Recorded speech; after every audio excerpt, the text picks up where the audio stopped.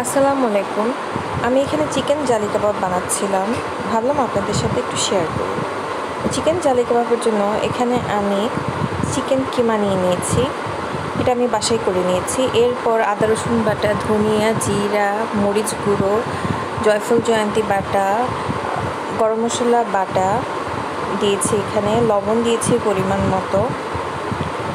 এরপর আমি এখানে দিয়েছি ধনিয়া পাতা কুচি এবং পুদিনা পাতা কুচি, তারপর ছোট ছোট করে পেঁয়াজ কুচি করে নিয়েছি, তারপর কাঁচামরিচ কুচি করে নিয়েছি। এই দেখেন, এই সব কিছু আমি এখানে দিয়ে দিব।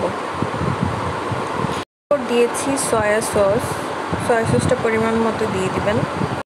তারপর দিয়েছি টমেটো সস বা টমেটো কেচাপ, যেটাই দেন। এখন সব কিছুর সাথে ভালো মতো কিমাটাকে মিক্স করে নেব, একদম ভালো মতো হাতে মেখে সুন্দর মতো আর কি সব মিক্স করে নেব। এরপর বাকি যে উপকরণগুলো আছে সেগুলো দিব। তো এই দেখেন, এখানে ভালো মতো মিক্স করার পরে এই যে একটা পানিতে আমি পাউরুটি ভিজিয়ে নিচ্ছি, বা আপনারা দুধে ভিজিয়েও দিতে পারেন। তো এই যে চিপে এরপর এটার সাথে মিক্স করে নিচ্ছি। অবশ্যই কিন্তু ভিজিয়ে নেবেন, হ্যাঁ, ড্রাইটা দেওয়া যাবে না।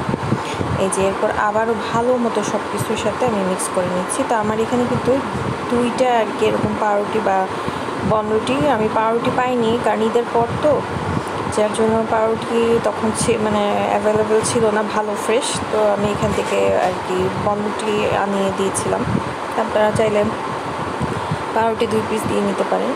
এই দেখেন, এটা আমি সেদিন বানিয়ে রেখে দিয়েছিলাম, মানে আর কি একটু নর্মাল ফ্রিজে রেখে দিয়েছিলাম। এখন সামান্য তেল মেখে আমি এই যে কাবাবগুলোকে শেপ দিয়ে নিচ্ছি। আচ্ছা, জালি কাবাবটা কিন্তু একটু বড় বড় হয় দেখতে, তো একটু বড় বড় করে এটাকে এই যেভাবে হাতে চেপে এটা শেপ দিয়ে নেবেন। ইচ্ছা আপনারা যেরকম যে শেপ দেন। তো জালি কাবাব তো এরকম মানে আর কি এই ধরনের শেপেরই হয়।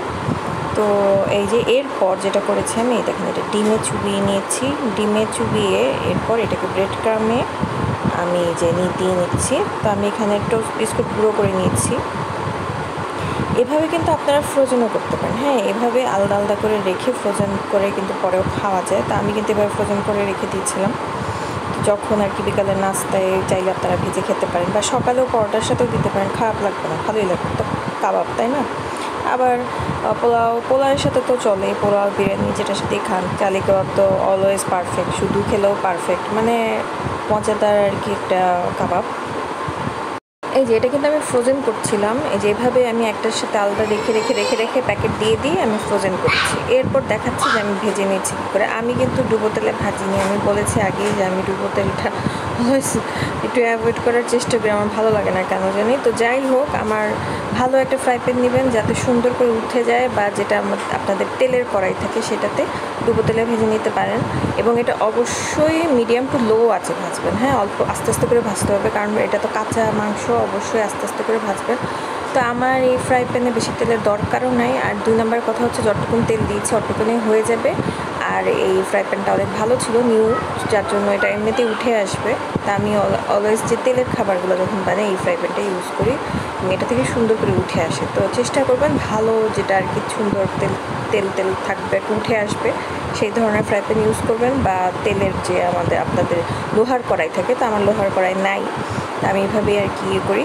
তো আমি এই দেখেন, এরপর এটাকে আমি কি করেছি, আমি এটা কিন্তু ফ্রোজেন ছিল, হ্যাঁ, একটু ফ্রোজেন করে শক্ত করে নিয়েছি। তারপর আমি এখানে 3টা কাবাব ভাজছিলাম, এটা আরেকটা ডিম আমি ফেটে নিয়েছি। ফেটে ডিমের মধ্যে চুবিয়ে, এটা জালি কাবাব তো অলওয়েজ ডিমের কারবার, তো ডিমের মধ্যে চুবিয়ে এই যে আমি ভেজে নিচ্ছি। এবং বিলিভ মি, এটা সময় নিয়ে অল্প অল্প করে ভাজবেন এবং ভালো মতো সিদ্ধ হয় যাতে ভেতরে, এটা খেয়াল করবেন। এবং এটা খেতে অনেক মজা ছিল।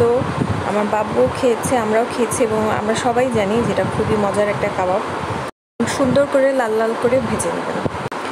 তো এই তো, আমার রেসিপিটি ভালো লাগলে অবশ্যই আমাকে কমেন্টস করে জানাবেন। আজকের জন্য এখানেই বিদায় নিচ্ছি। ভালো থাকবেন, সুস্থ থাকবেন, এবং অবশ্যই আপনারা কীভাবে বানান আমার সাথে শেয়ার করবেন। এবং আমারটা যদি ফলো করে বানিয়ে থাকেন, সেক্ষেত্রে কেমন লাগে আমার সাথে শেয়ার করবেন।